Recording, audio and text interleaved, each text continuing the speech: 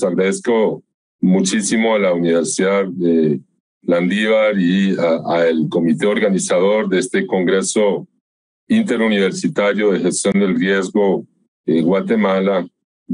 por su atenta invitación a compartir estas reflexiones con ustedes. Quería saber si todos pueden ver la ponencia en pantalla.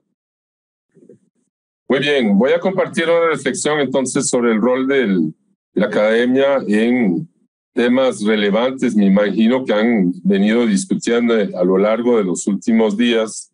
en este congreso sobre soluciones basadas en la naturaleza y su rol en la mitigación de riesgos hidrometeorológicos y a favor de la adaptación al cambio climático.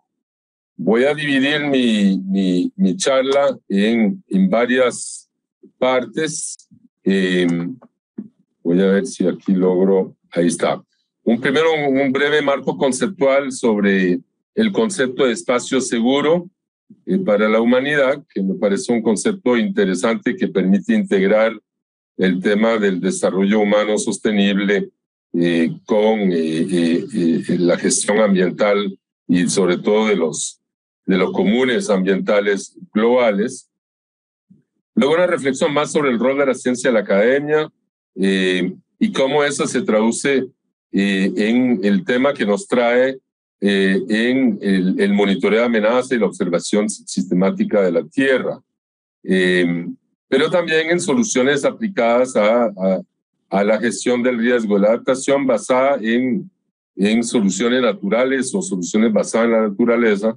y finalmente voy a plantear algunos ejemplos de la región, desde la región centroamericana. Quisiera primero compartir con ustedes esta reflexión que publicó Johan Rockström hace ya unos años atrás con un nutrido grupo de científicos, donde planteaba pues, el concepto de la famosa dona de la sostenibilidad, ese anillo verde que ven ustedes, que tienen en su centro pues, un piso, un fundamento social y un techo, que es los dos anillos de verde más oscuro. El piso tiene que ver con sostener pues, un desarrollo humano sostenible, un fundamento social para el desarrollo sostenible, que tienen que ver con acceso a la educación, a la salud, a la paz, a la justicia, a la equidad social, a la igualdad de género, y obviamente la deficiencia en ese fundamento social, en ese piso, hace que efectivamente ese espacio seguro se reduzca y que restan oportunidades para segmentos importantes de la sociedad y genera escenarios de vulnerabilidad, de exposición y desde luego de riesgo. Luego en el anillo exterior tenemos mucho de lo que son los bienes públicos globales ligados a los procesos de cambio ambiental global, pérdida de biodiversidad, conversión de tierra, contaminación atmosférica y el impacto que tiene efectivamente las emisiones de gases de efecto invernadero en el proceso del cambio climático global, la acidificación de océanos, la extracción y el agotamiento de fuentes de agua dulce, y así conocemos mucho de las manifestaciones del deterioro ambiental a nivel mundial. Y ese es realmente el techo, el límite superior de este espacio seguro, de que si nos excedimos en el deterioro de estos activos ambientales mundiales, pues estamos generando un espacio inseguro para la humanidad. Y claramente el tema del cambio climático nos recuerda que estamos encaminados, enrumbados hacia un futuro preocupante en cuanto al aumento de concentraciones de gases de efecto invernadero de aquí a finales del siglo XXI, y que todas las proyecciones parecen indicar tanto en cuanto al aumento de temperaturas, al aumento en el nivel del mar, en cambios en los patrones de precipitación y distribución de lluvias a nivel mundial, el retroceso de glaciares en zonas como la región andina, que se han visto pues han visto acelerarse en los últimos años. Todo eso contribuye a exacerbar riesgos y amenazas ya existentes. Es decir, no es que el cambio climático viene como una amenaza nueva, sino que viene a exacerbar eventos extremos que ya hemos vivido en la región centroamericana desde hace muchos siglos, y los va obviamente a agravar. Y sabemos que en algunos casos hay amenazas nuevas como el aumento en el nivel del mar, y otras que se van a ver se van a intensificar en el transcurso de las próximas décadas. También el cambio global tiene que ver con cambios en la composición geoquímica del entorno, y uno de los otros contribuyentes al cambio ambiental global es el aumento de emisiones de nitrógeno, como pueden ver, muy asociado al inicio de la revolución verde a nivel mundial y la aplicación masiva de paquetes, digamos, de abonos derivados del petróleo, abonos nitrogenados, pero también fósforo y potasio, y que todos llevan pues esa tendencia al aumento durante la segunda mitad del siglo XX y estas primeras décadas del siglo XXI. Y obviamente al aumentar esos forzamientos del ciclo de nitrógeno, sobre todo en ecosistemas acuáticos, tanto de agua dulce como en zonas costeras y marinas, pues se tienden a agravar también problemas de eutrofización y de brotes de algas en el mar, con impactos en comunidades pesqueras y otros sectores que dependen del mar y de la pesca. Vemos también que a lo largo del siglo XX y en las dos primeras décadas del siglo XXI, pues ha habido pues un comportamiento muy bien documentado, como pueden ver en esta gráfica, de aumento de temperaturas. Para quienes siguen dudando del cambio climático, creo que esta gráfica nos muestra muy claramente que a partir de los años 90 del siglo pasado a la fecha, pues el aumento en el número de eventos de años récord en cuanto a calor, yo creo que este año va a ser uno de ellos, sin lugar a duda, con temperaturas récord en este momento en buena parte de Europa y Asia del Norte y Estados Unidos. Es decir, ya estamos viviendo la consecuencia del cambio climático, no es algo que nos va a impactar dentro de un siglo, sino que ya muchas de las manifestaciones que se están siendo documentadas por esa observación sistemática del clima nos pone ante evidencia. Ahora bien, arreglar la crisis climática nos obliga a ver esta geopolítica de la contaminación a nivel mundial. Sabemos que quienes contaminan son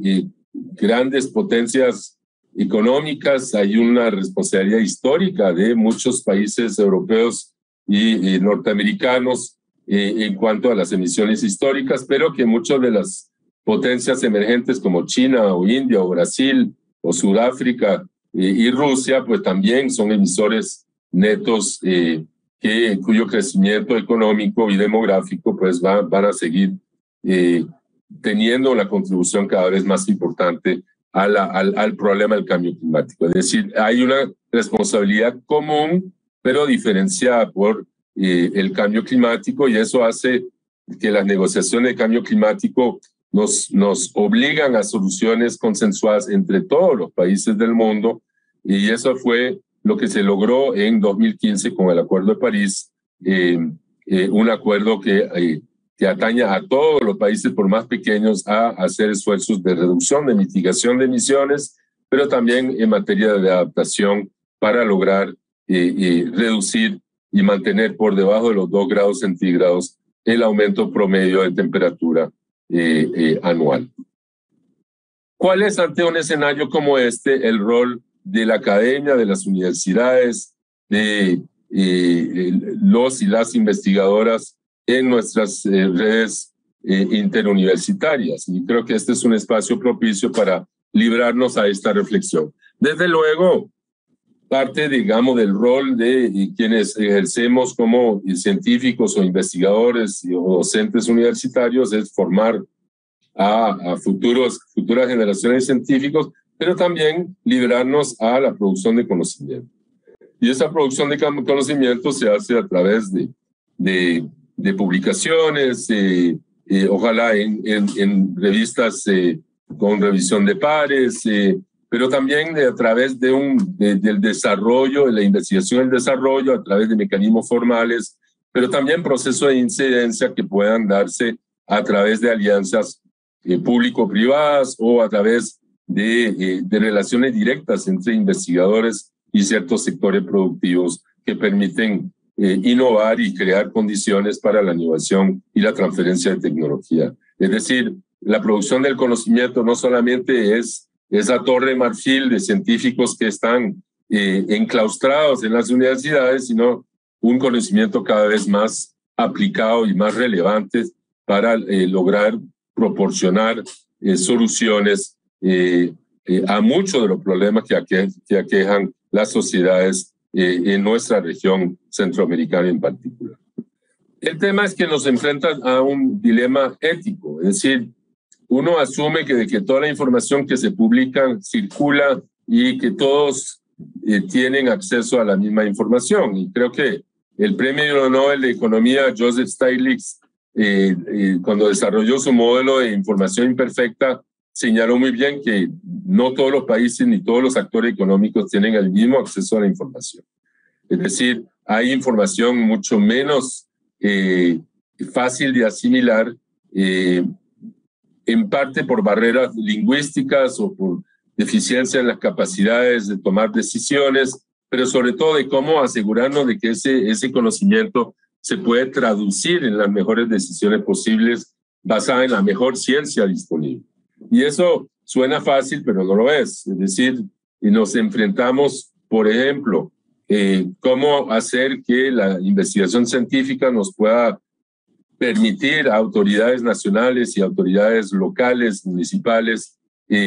incidir en tomas de decisiones que reduzcan condiciones de vulnerabilidad y exposición a nivel local y así reducir condiciones de riesgo a nivel local. Y ahí implica ese eslabonamiento entre el conocimiento científico, la toma de decisión y la reducción de vulnerabilidad humana en la práctica. Y obviamente para que una ciencia sea útil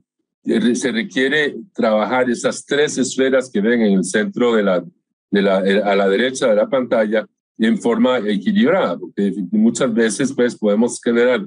modelos muy buenos o buena ciencia, pero esta no incide en decisiones adecuadas ni generan modelos robustos y sobre todo no inciden en reducir efectivamente las condiciones de vulnerabilidad y exposición de segmentos de la sociedad nacional o en contextos locales. También hay una interfaz entre ciencia y política. Muchas veces se diferencia la ciencia para la política de lo que son las políticas científicas, es decir, de poder incidir en la promoción de más inversión en ciencia y tecnología, en más transferencia de tecnología para los países. Eso sigue siendo pues un tema lamentablemente en nuestra región donde todavía tenemos enormes déficits en cuanto a los recursos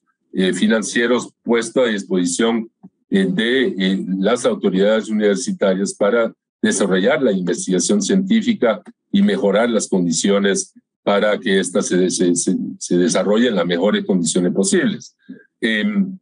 Hay también mecanismos que permiten brindar asesoría científica a tomadores de decisión. En muchos casos, pues hay técnicos que trabajan en las alcaldías, en oficinas de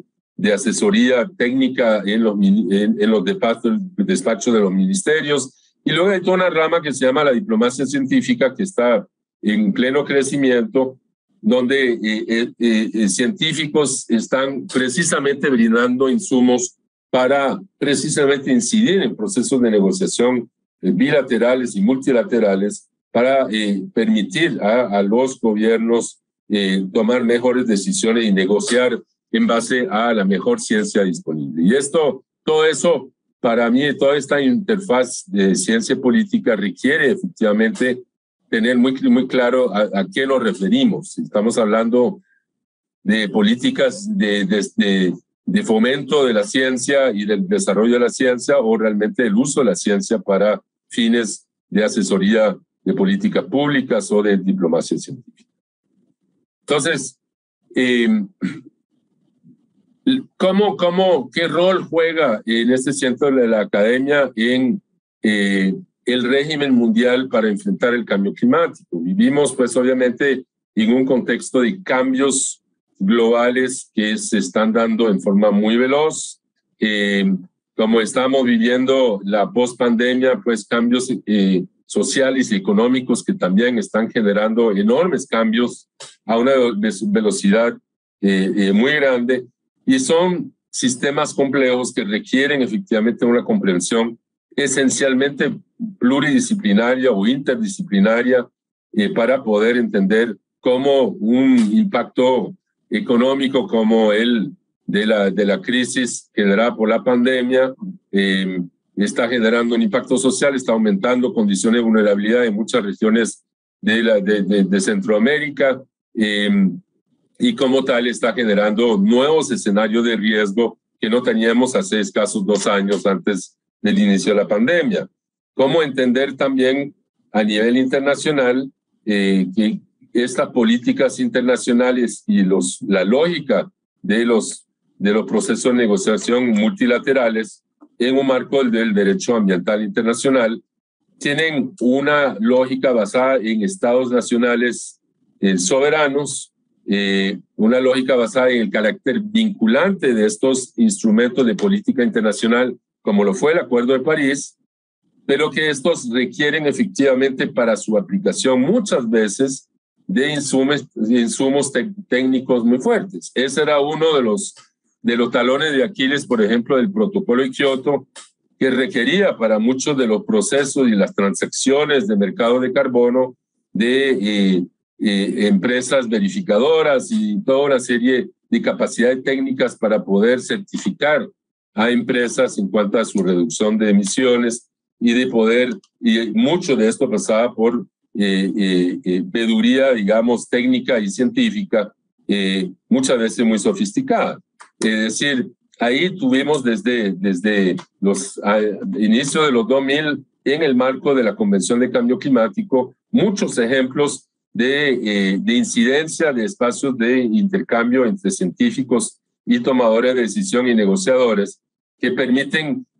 facilitar el acceso a la mejor ciencia disponible, pero también crear mecanismos y protocolos técnicos que permiten a todos los países por igual tener acceso a la mejor ciencia disponible. Y estamos lejos de lograrlo en un mundo donde efectivamente la inversión en ciencia y desarrollo y investigación es muy diferente, obviamente, en el norte que en el sur. Veamos un poco cuáles son ejemplos de monitoreo de amenazas y observación de la Tierra, que esto ha conocido en los últimos años un auge muy grande y muy importante a nivel mundial. Tenemos muchos países que están hoy en día beneficiándose del acceso a redes de observación sistemática de la Tierra, como las que ofrece la NASA o Copérnicos, que es la Agencia Espacial Europea, que pone a disposición de muchos países cada vez más información de alta calidad, de alta resolución espacial, inclusive en series de tiempo que nos permiten efectivamente un análisis comparativo de cómo evolucionan los riesgos, no solamente climáticos, sino también muchos de las amenazas sísmicas y volcánicas son en parte monitoreadas por redes nacionales de observación y de monitoreo de actividad volcánica, por ejemplo, y sísmica, pero también son respaldadas por muchas observaciones a través de sensores remotos y sistemas de teledetección que permiten también complementar las redes nacionales de observación del clima o de las actividades sísmicas y volcánicas. Y ese conjunto de redes de observación a nivel nacional e internacional son las que componen este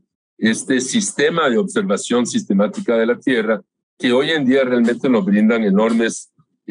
ventajas. Permiten, por ejemplo, un monitoreo bastante preciso hoy en día de cambios en el uso de la tierra, un monitoreo de procesos de deforestación o de incendios forestales, como lo hemos visto en los últimos días en parte de Europa y Norteamérica, pero sabemos que en la región centroamericana, desde los fines de los 90, inicio del 2000, tenemos también redes de observación de puntos de calor y otros sistemas de monitoreo de incendios forestales, que ya existe la tecnología y existe la experiencia técnica en nuestros países para monitorear efectivamente estos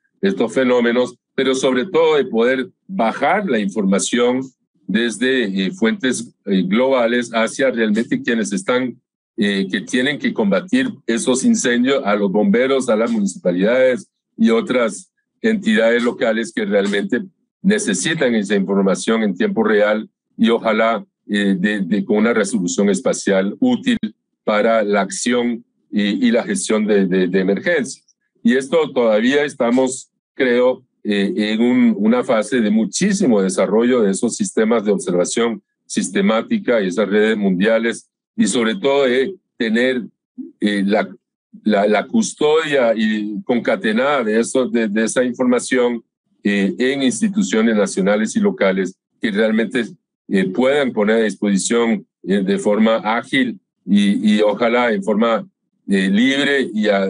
bajo costo esta información donde realmente se necesitan para hacer una adecuada gestión del riesgo. En el marco del Acuerdo de París se plantea también muchísimas ofertas de poder medir también desde sistemas de observación globales emisiones de gases de efecto invernadero, de poder también tener ese control cruzado de lo que son los compromisos de los países y sus informes con observaciones desde afuera, que permiten contrastar lo que dice y lo que hacen los países, y es una forma también de transparentar y de democratizar el acceso a la información y los datos, cosa que todavía requerimos un enorme trabajo en nuestra región para que la información geoespacial y climática pueda ser de acceso libre, tanto para la comunidad científica como para también actores locales y entidades que realmente requieren esta información a una escala y a un nivel de resolución que sea realmente útil para la adaptación al cambio climático, para poder monitorear inundaciones y áreas inundadas durante una emergencia y poder brindar esta información en forma ágil y oportuna sin pasar por todos esos procesos burocráticos que conocíamos antes. Para conseguir una imagen satélite era un viacrucis y un calvario. Hoy en día realmente se pueden accesar esa información a bajo costo y en forma sumamente ágil y barata. Pero vemos que en muchos países esta buena noticia no ha llegado a todos los rincones del Estado ni a nivel local, y hay un enorme trabajo que hacer a juicio mío para poder democratizar el acceso a la información geoespacial y hacerla que realmente no sirva y esté al servicio de donde se manifiesta el riesgo, que es generalmente en comunidades rurales, en zonas urbanas marginales, en zonas que probablemente no tienen acceso a esta tecnología, pero que requieren efectivamente tener intermediarios, interlocutores locales que puedan ser mediadores de esa información global de alta calidad y que nos permite realmente hacer un manejo eficiente del riesgo y del riesgo climático a largo plazo. Una de las soluciones que ha cobrado mucha fuerza en los últimos años son las soluciones basadas en la naturaleza. Parece evidente, pero no lo era, de que los ecosistemas naturales, tanto terrestres como dulceacuícolas y marinos, ofrecen enormes oportunidades por ser sumideros naturales de carbono y por ser también fábricas de agua que en un contexto de cambio climático cobran pues una relevancia importante. Las soluciones basadas en la naturaleza son una forma de ver la naturaleza ya no como una ausencia de desarrollo como lo fue durante muchos años, sino una infraestructura natural que debería incorporarse en el desarrollo territorial como una forma efectivamente de manejo del territorio a largo plazo. Y es una forma de responder tanto a las necesidades de bienestar humano como las necesidades de conservar y manejar esa provisión de bienes y servicios ambientales que proveen los ecosistemas. En muchos de los documentos sobre soluciones basadas en la naturaleza que he podido revisar, desde luego existen muchos ejemplos de trabajos, en particular el trabajo desarrollado por la Unión Internacional para la Conservación de la Naturaleza,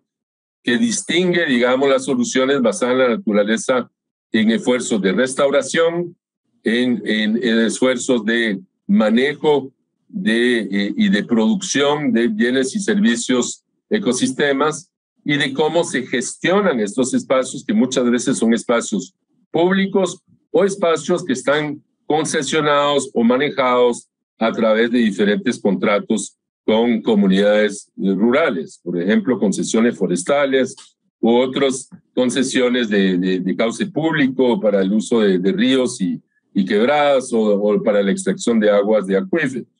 Todo esto, obviamente, se busca de que estos servicios, esos bienes y servicios de la naturaleza, sirvan para poder brindar insumos, bienes y servicios que ayudan a responder a los desafíos sociales de deficiencia en el bienestar, en el desarrollo humano, condiciones de vulnerabilidad y de riesgo, pero también de poder generar un ambiente saludable que a largo plazo puede seguir brindando esos servicios a largo plazo. Por eso hablamos de infraestructura natural, inclusive infraestructura verde en áreas urbanas, que tienen que ver con cómo manejar en forma novedosa, por ejemplo, la retención de agua en ciudades para evitar escurrimiento y poder almacenar aguas pluviales para que no causen estragos aguas abajo. Y eso implica repensar también la forma de hacer ciudad, de repensar también la permeabilidad de la ciudad y poder diseñar pavimentos, edificios verdes y otras formas que permiten absorber y retener agua en la ciudad y de poderla manejar, inclusive las aguas pluviales, en forma inteligente y no como un desagüe que a la larga lo hemos visto en todas las épocas lluviosas en la región centroamericana, son causas de inundaciones frecuentes en áreas urbanas. Entonces, tiene mucho sentido en un marco de adaptación al cambio climático hablar de soluciones basadas en la naturaleza, primero porque son costo eficientes, porque sale mucho más barato repoblar un manglar para proteger una comunidad costera que construir un tajamar o un muro en el mar para protegerse de marejadas y tormentas en zonas costeras o protegernos del aumento del nivel del mar. Vemos en algunos países las inversiones de miles de millones de dólares para protección con barreras costeras o barreras de inundación en zonas fluviales, en estuarios, cuando sabemos que las soluciones basadas en la naturaleza cuestan una fracción de estas inversiones y son también muy eficientes, costo eficientes y traen co-beneficios. Es decir, Vietnam lleva años sembrando manglares y saben que esto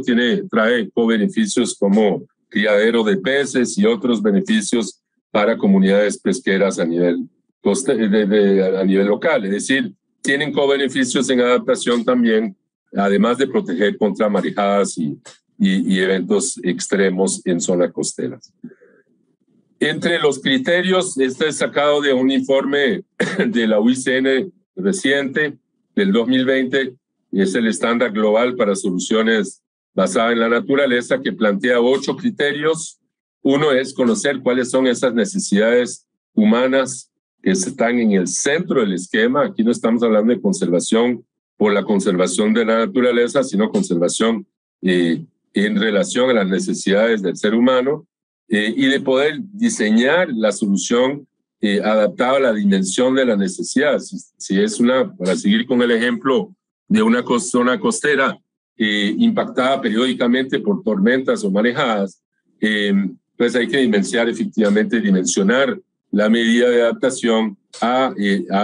las necesidades locales de la comunidad. Y ahí ver su ganancia neta de biodiversidad, si sembrando manglares tiene sentido económico, si tiene sentido en términos de biodiversidad, si permite, digamos, compensar la pérdida de viabilidad de esos ecosistemas y reducir esa pérdida y de poder aumentar la oferta de servicios ambientales y ese equilibrio entre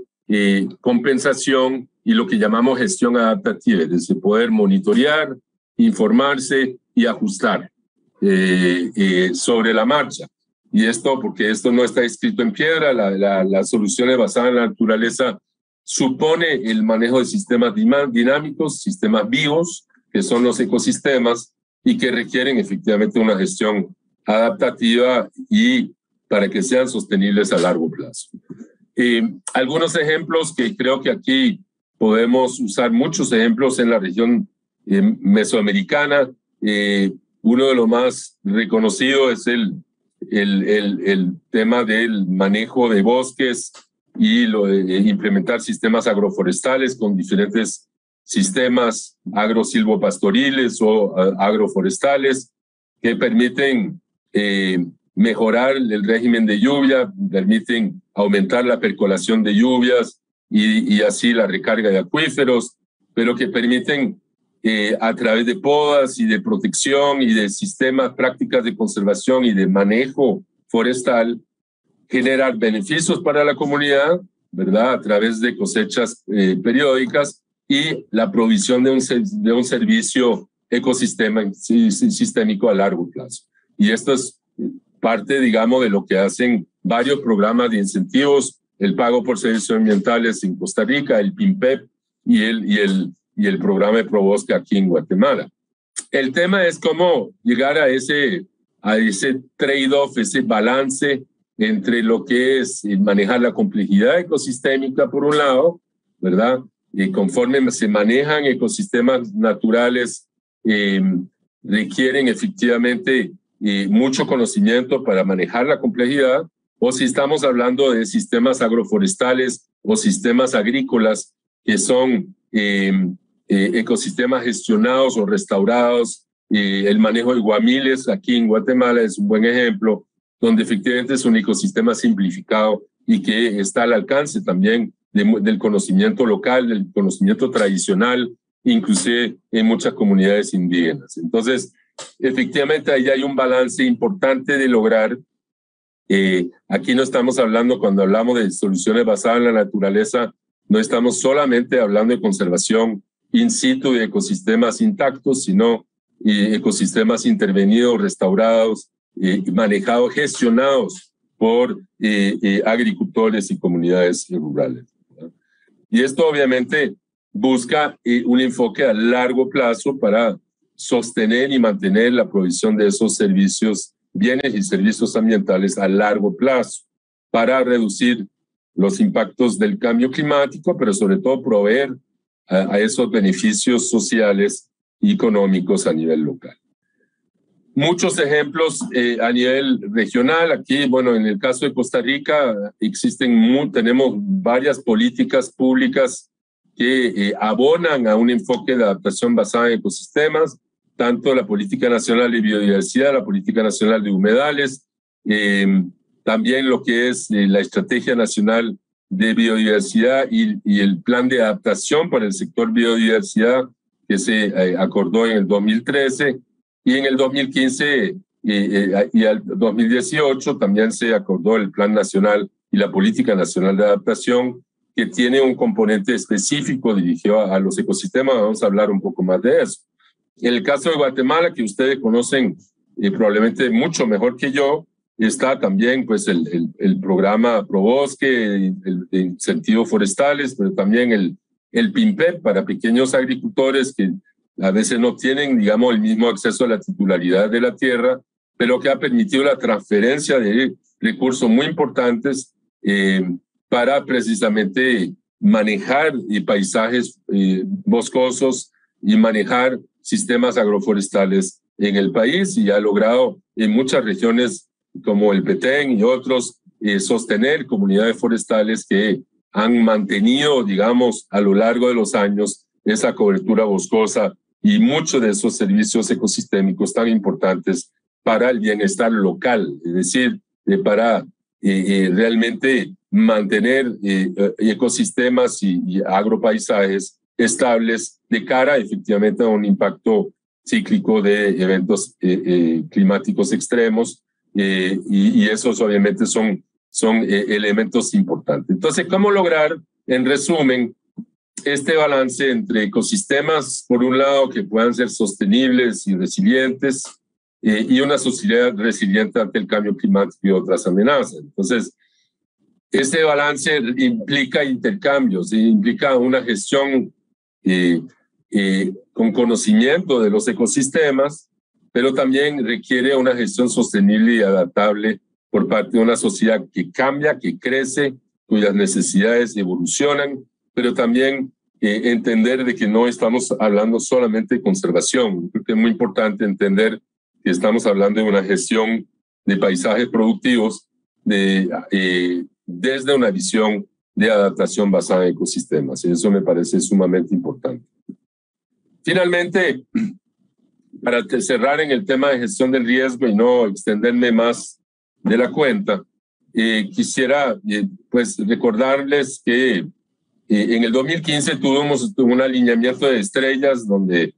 los objetivos de desarrollo sostenible, el marco de acción de Sendai y el Acuerdo de París, todos se alinearon para tener un marco de acción en materia de una gestión estratégica del clima y del desarrollo humano sostenible y del riesgo al 2030. Y eso sigue siendo pues un marco de referencia importante. Mucho de lo que hemos venido trabajando en nuestros países, eso nuevamente es el ejemplo que les mencionaba de la Política Nacional de Adaptación al Cambio Climático, pero también la Política Nacional de Gestión del Riesgo, que se formularon en forma articulada, tienen un capítulo importante en materia de adaptación del sector biodiversidad y adaptación basada en ecosistemas. En el caso de Guatemala tenemos el Sistema Nacional de Cambio Climático y el Plan de Acción Nacional de Cambio Climático, que tiene un componente importante de reducción de emisiones a través de sistemas de sumidero de carbono y del manejo del recurso forestal, como lo ha venido trabajando el INAV y muchas comunidades rurales a través del PINPEP y otros programas de incentivos forestales. Pero ven que hay otros actores en la red que son importantes: las municipalidades, las entidades federadas, el Congreso de la Unión, la Comisión Intersecretarial, el rol también de los científicos en este Sistema Nacional de Cambio Climático, que es un tiglado importante, necesario y que está todavía en construcción, como en muchos países de la región. Cuando hablamos de adaptación es importante saber a qué. Si estamos hablando del riesgo cotidiano, estacional, que todos los años, y este año en particular, hemos tenido un año de bastante lluvia y se debe probablemente a la variabilidad climática de la Niña. O si estamos hablando de cambios a largo plazo en el clima, que es el cambio climático, que van a